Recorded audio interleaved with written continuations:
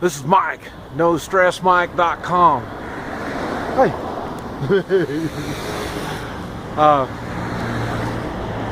What I want to talk about is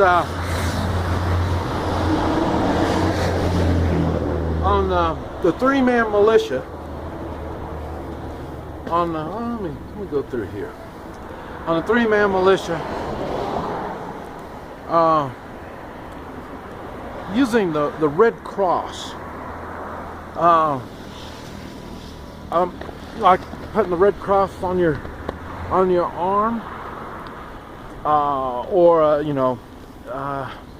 not quite sure how we're going to do the uniform type stuff, but having a small Red Cross for first aid, using that sign, a small sign,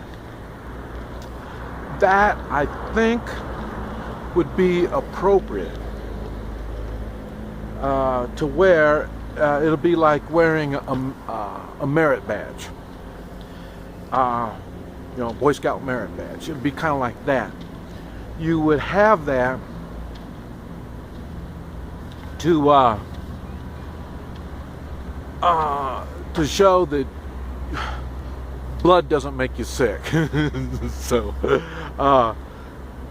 now having a large Red Cross sign on, like wearing a vest with a Red Cross on there or something like that, there may be times for that. There may be. I've got kind of mixed feelings on marking something like that. In Vietnam, they use that as a target because they knew that the Red Cross means that he's a medic. And so the medics weren't marked. And we all knew who they were anyway, but the reason you have a mark like that is, one of the reasons anyway, is when you come to new people you're not familiar with. Like for us in Vietnam, when we come around another Marine unit, our corpsman would announce he was a corpsman, and if there's something he can do to help. And that's because he didn't have the markings. If he had the Red Cross on him, then somebody would approach him, and then they would start, telling him, got blisters on my feet, or whatever it is that's going, and then the corpsman would go into action. But like I say, he had to announce who he was. Now on the three-man militia, and especially where I'm at, we've got I think just about the whole our local volunteer fire department, just about the whole department is involved one way or another in our three-man militia. And I would say more than half of them are paramedics. And really, I would say just about all of them would qualify to have a Red Cross. And in other words, the Red Cross signifies you, like I say, blood doesn't make you sick. So you can talk to them and tell them whatever your problem is, and then they will have some kind of an idea. Now, really the best is to have the one with the Red Cross, really, especially if you're going to wear the vest with the big Red Cross on there, something like that. You definitely need to have a bag with all of your gear, like I say, like a paramedic would carry around, stuff like that. And now the difference is going to, and that's why I push the three-man militia in first aid.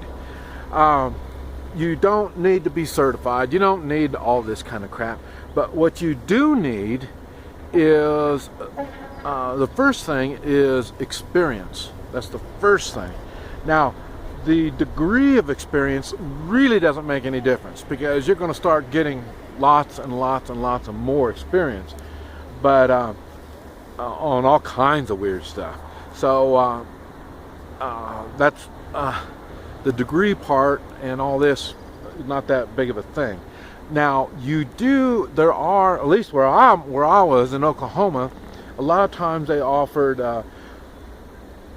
first response classes for first responders. They offer those classes. A lot of times they're either cheap or free. And the Red Cross would offer first aid classes. I would suggest you take those. If nothing else, you're not going to really get that much experience, but they're going to tell you a lot of stuff. You're going to be educated. You're going to learn stuff. And most of all, they'll be teaching you what kind of equipment you're going to need, what kind of bandages. It's a way that the information they're going to give you will go a long ways in helping you play doctor, because that's what you're going to be doing. You're going to be playing doctor. And but you'll know what kinds of equipment you're going to be needing, and like I say, and it will be in backpacks. You'll carry it in a backpack and a duffel bag. And the same thing, I'm not sure if you want to mark those with big red crosses. Little red cross I could see. It'd be easier to tell them out when you got the little red cross on there. But I say you need, and really, now it's for me. I hate for me to talk like this, because I have not had any formal education at all in these classes. Every time I go in and try to enroll in one of these classes, I'm always told I don't need it. Why don't I need it? And I don't know. I guess it's just the experience. What little bit people have seen me do, they just kind of take it for granted. I know. So these classes, I think, are pretty basic, and there's nothing wrong with the basic classes. And I say, for me, the main thing is I want to know what kind of equipment I want to be needing. That's my main sticker. You can always find all these backpack with 200 different things in there. So yeah, but they're not the right thing. You have to figure out exactly what it is that you're going to be needing, and what's going to be your priority. And just like I said, when somebody sees you with that Red Cross, they're going to come tell you about the swollen. They got a toe that's swollen, and so you're going to have to take a look at that toe and see what's going on. See if it's got some kind of splinter stuck in it, if it's got some, if it's infected, or gout, or no telling what it is. And I say, you won't be really. You're really not doctors, and you're really not surgeons. But it doesn't mean that you're not going to do it. So we do what we have to do. So you make sure you have the equipment to do what you know how to do. You have to have the equipment to be able to do what you know how to do. In other words, if you can do the stitching, and you can cut people and stitch them back up again, you need to have the equipment to do that. Okay, so and now this is where the cool thing is. You need to have everything that you are capable of doing, either for some triple antibiotic ointment, so you can put it on a splinter that you pull out of somebody or something like that. even though you're qualified to do a whole lot more than that, you need to be able to do everything up into what you have. You have to have that much gear. Now, this is the cool part. You have to have everything you can do, all the equipment that you're capable of doing, plus more. At least what you know and more. And the reason is, it's going to be on-the-job training. You're going to be learning so much by the experience you're going to be getting, and you're going to have to do stuff that you're not really capable or prepared to do, but you will have to do it. So that's why I say have everything you need plus more than what you're capable of doing. And now, how much of this stuff you're going to be doing, it depends on your how you're going to do it. Personally, I would rather you do it as a 3-man unit, and the 3-man unit you would have way more than what you're capable of handling. And like I say, one of you would probably be much better on surgery than what someone else would be. So that's why I'm saying like that. Now, would you split off, separate your 3-man unit? In some cases. When is this? In some cases, you may. Now we're right back to the same thing with having the little red cross on you. So then when you are split off and you go join another unit, not as a first aid unit, but you're going to join them, as a chemical radiation kind of team. You're going to work with them on that. You're the 3rd man on one of them, or maybe even the 4th. It's just you're bringing your first aid skills with you, and it will be just basic first aid. Now, but like I say, as the unit, you can do a whole lot more, and especially if you've got a 3-man unit in first aid and another 3-man unit and another. You get 2 or 3 of these 3-man units put together, I'm sure there's going to be a doctor amongst you. And once you get the doctor amongst you, then that will even help you even more in the way of knowing what kind of stuff you're going to be needing. There's no limit you're going to be doing with the first aid thing. Would you mark a vehicle for first aid? Right back to the same thing. It depends again.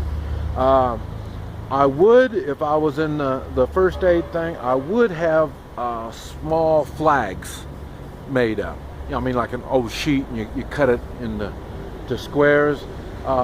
Some, maybe 1 foot by 1 foot, and some 3 foot by 3 foot, and maybe even bigger than that. And then put your red cross, paint your red cross on that, and that is something you can hang on the side of a vehicle or something like that when you're transporting someone that's been injured.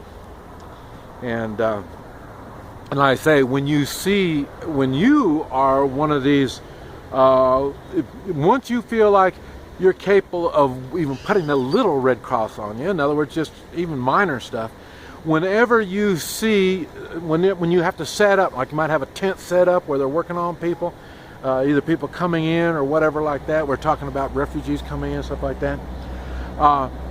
Whenever you see one of these places, you need to go in there and get more experience. Look and see what they're doing, see what kind of equipment they're using, see what kind of techniques you're using. Because a lot of the stuff they're going to be doing isn't stuff you're taught. You're going to be using a lot of natural stuff. I'll be sticking grass and stuff in wounds and stuff like that. I don't know. But you're going to be seeing all kinds of stuff. So in other words, whenever you set up, you will put your little flag up showing that that's what you're doing. Even if it's in a van somewhere, or a building, you put that flag on the outside. And if you are one of these kind of first aid folk, you go over there and check to see maybe they need your help. Maybe you can learn something. It's an opportunity that's unbelievable. This is Mike, NoStressMike.com.